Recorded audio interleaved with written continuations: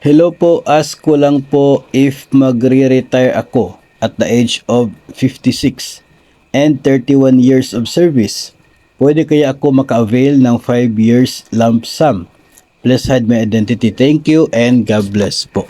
Ang pinakamadaling sagot dyan na hindi. No? Hindi ka allowed na mag-avail doon sa 5 years lump sum ng GSIS dahil 56 pa yung edad mo.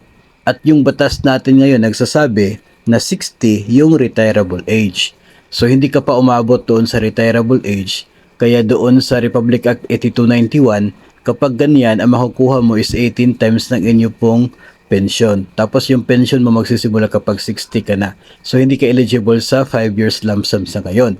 Pero ayon sa GSIS, pwede naman na hindi ka mag-claim doon sa 18 times ng pension tapos hintayin mo na mag 60 ka. Tapos doon mo i-process doon kay GSIS yung lump sum payment mo. Pwede naman po daw yon.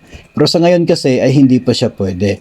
No, yung 56 ka pa lang ay mag-process ka na ng inyong lump sum, hindi pa siya pwede. Maliban na lamang kung maging batas yung pagbaba ng retirable age. No? Yung kasalukuyan pong nakapending pa sa second reading sa House of sa Senado, if ever po na maging batas yon na 56 ay pwede ka na mag-retire, tapos sasabihin doon sa batas na effective siya immediately, yung mga 56 years old ay immediately pwede na mag-avail, ay pwede ka na talaga mag-process and pwede ka na mag-claim ng 5 years lump sum kahit 56 ka pa lang. Kung may batas na tayo na pwede na mag-retire at the age of 56. For me kasi kapag 56 ka pa lang, hindi ka pa retirable age na 60, which is 60 pa po sa ngayon.